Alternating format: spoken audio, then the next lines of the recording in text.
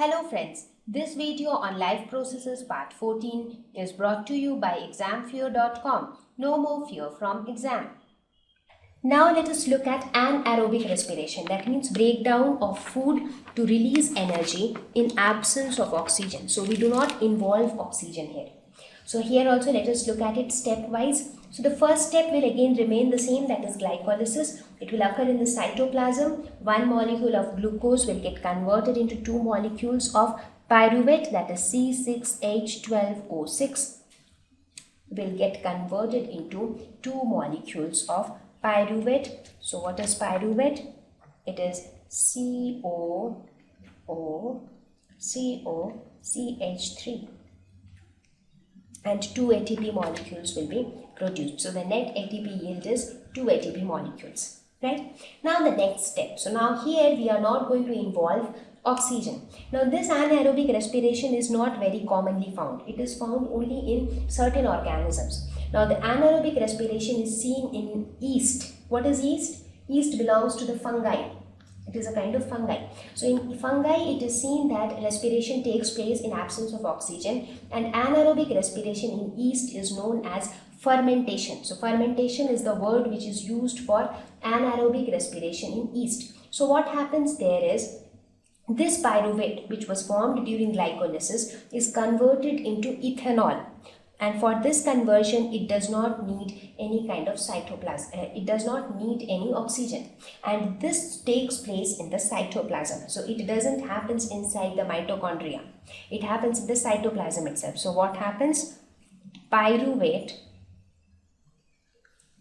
So pyruvate, which was formed in the previous step, which is a 3-carbon compound, it gets converted into ethanol, that is C2H5OH plus CO2 plus energy. So here this is a 2-carbon compound. So the 3-carbon compound is further reduced to a 2-carbon compound. Carbon dioxide is released and some energy is also released. So the energy which is released here is then utilized for different purposes. Right? So that is anaerobic respiration in yeast. So this is how the respiration will take place. But here you can see the end compound is ethanol. But in case of aerobic respiration, what was the end compound? It was carbon dioxide. So in case of aerobic respiration, complete oxidation was taking place because the products which you were getting were in the simplest forms. Right? But in this case, you can see that the last product is ethanol, which is a 2-carbon compound and not a 1-carbon compound. So here incomplete oxidation takes place. That is, there is more scope of oxidation, but it doesn't take place. Right? Okay.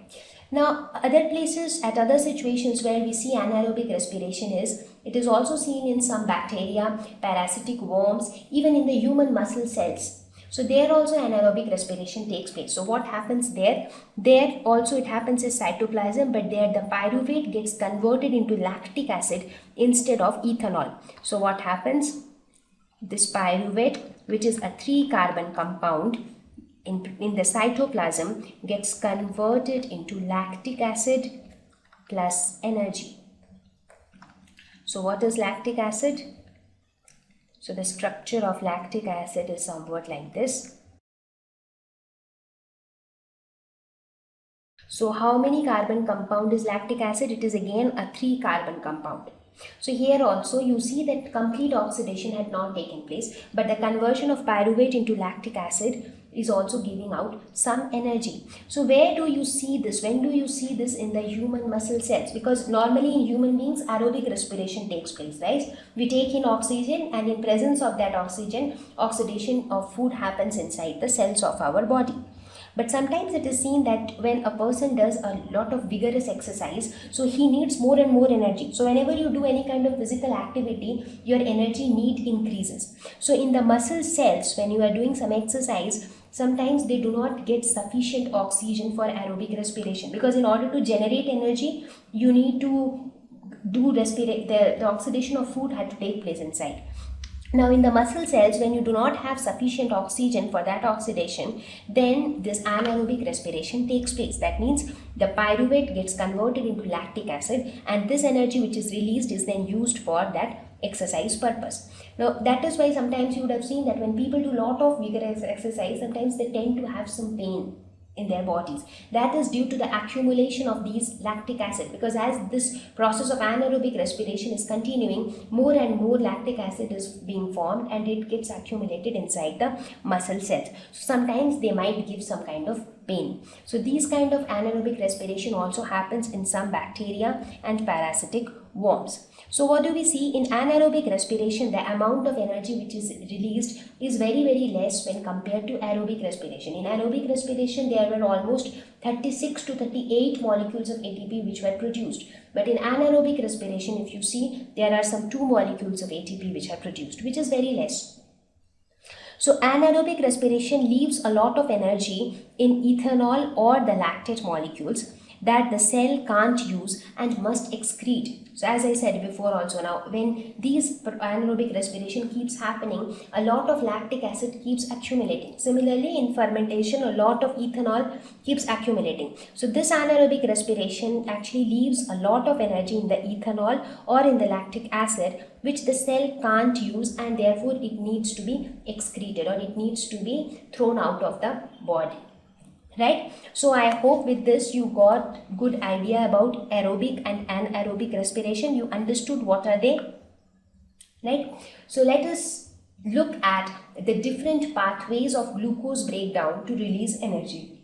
So we saw that there were many different ways, there are many different paths by which glucose can break down into simpler forms to release energy. So one way, the first thing is glucose has to convert into pyruvate. What is this? The process is glycolysis, and this happens in the cytoplasm of cells. Right, so first of all, the 6-carbon glucose has to convert into 3-carbon pyruvate, and the process is known as glycolysis, and it happens in the cytoplasm. Now there are 3 different ways by which pyruvate can break down into simpler molecules, releasing a lot of energy. The first is aerobic respiration. First one is aerobic respiration, which happens in presence of oxygen. In that case, what happens? Carbon dioxide, water, and a lot of energy is released. So good amount of energy is released here in this case. Another option is anaerobic respiration.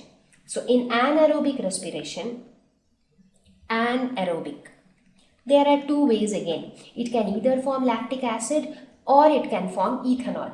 But in both these cases, you see that this 3-carbon compound will actually form, when it forms lactic acid, it is again forming a 3-carbon compound.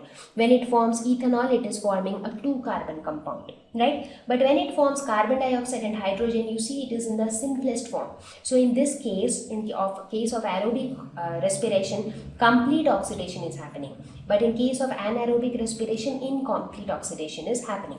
But these are the different pathways by which breakdown of glucose to release energy can happen. That means respiration can happen in so many different ways.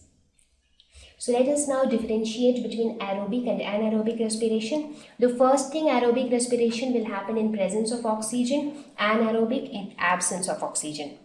In aerobic respiration, complete oxidation occurs, and that is why the end products are CO2 and H2O.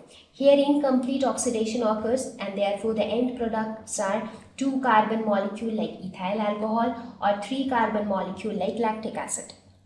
The net ATP yield in aerobic respiration is 38 ATP molecules, whereas in anaerobic it is just 2 ATP molecules. So very less amount of energy is released in case of anaerobic respiration. Aerobic respiration occurs in most plants and animals. As I said, in most of the living organisms we see aerobic respiration. Only in certain bacteria, worms and human muscle cells is seen the anaerobic respiration, and also in yeast. A part of aerobic respiration occurs in cytoplasm, rest in mitochondria. As we saw, glycolysis occurs in cytoplasm, whereas the Krebs cycle and electron transport occurs in the mitochondria. But in case of anaerobic respiration, the complete process occurs in the cytoplasm. So these are some of the important differences between aerobic and anaerobic respiration. So far we saw that during respiration, the energy which was accumulated in the assimilated molecules got released. Now, where do we use this energy which was released during respiration? Now, there are a couple of activities which this energy is actually used for. First is synthesis of larger molecules from smaller ones. Examples, let us look at proteins. You can see in the picture, right? These are proteins. So, I'm sure it looks a little complex, and that is how they are. So, proteins are nothing but they are formed by too many amino acids joined together. So, you can see small amino acids which join together to form this larger molecule.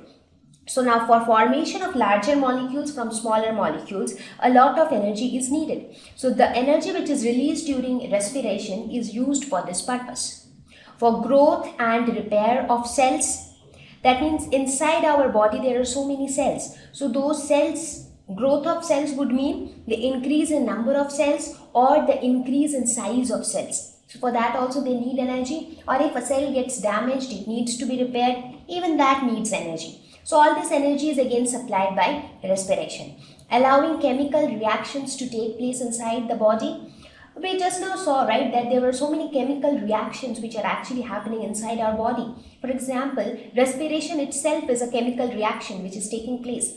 Even during digestion, when the enzymes act on the food particle to digest it, so what is that? That is also a kind of chemical reaction, right? So, for these chemical reactions to take place, also we need energy.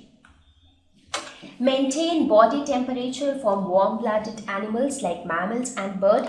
We have already discussed about what are warm-blooded animals in class 9th, right? So, what are warm-blooded animals? Those animals which maintain their body temperature to a constant value. They always try to keep their body temperature constant.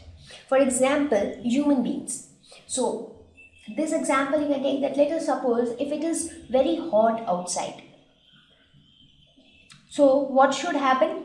Does it happen that even our body temperature increases? But what does our body do? Our body tends to lower down the temperature of our body. So, what does it do? It starts sweating. So, when we start sweating, due to the presence of water on our body, we tend to decrease the body temperature. That means we don't allow our body temperature to be ruled by the external temperature, right? So, we always try to keep our temperature kind of constant. But whereas if we look at reptiles or fishes, they are cold-blooded animals. That means they take on the temperature of the surroundings. If the surroundings is very cold, their body temperature is also very cold. If the surroundings are very hot, their body temperature also is very hot, right? So, in order to maintain the body temperature, we need some energy. Some energy needs to be converted into this heat energy. So, this energy is also supplied by respiration. For movement of animals, like for example, we human beings, we move, we run, we jump, we do all kind of physical activities. So that also needs energy, which is again supplied by respiration. Message transferred through nerves. So when we talk about, in this lesson, we are not going to talk about the nervous system. That is the system which actually tells us how we react to things. For example, when we touch something which is extremely hot, we take our hands back. Why? Because our brain interprets that signal and says that it is hot. So this transfer of information through the nerves, even this transfer needs energy. So as I said, everything which is happening inside our body, everything needs energy. You know, right? Nothing happens for free in this world. So whatever is happening, it needs something. Only then it will happen. So what it needs energy. And who will produce this energy? The process of respiration. So these are some of the activities where the energy which is released during respiration is utilized. Muscle movements during vigorous exercise, as we saw in case of anaerobic respiration, when there is too much of movements, too much of energy is needed. And that is where we say that plants need lesser energy when compared to animals. That's because plants do not move from one place to another. So a lot of energy is saved there, whereas animals keep moving from one place to another. They run, they jump, they walk. So all these things need extra energy. Thank you. Please visit www.examfear.com to watch more videos, attempt free online test, get free study material, find tutors and mentors. Thank you once again.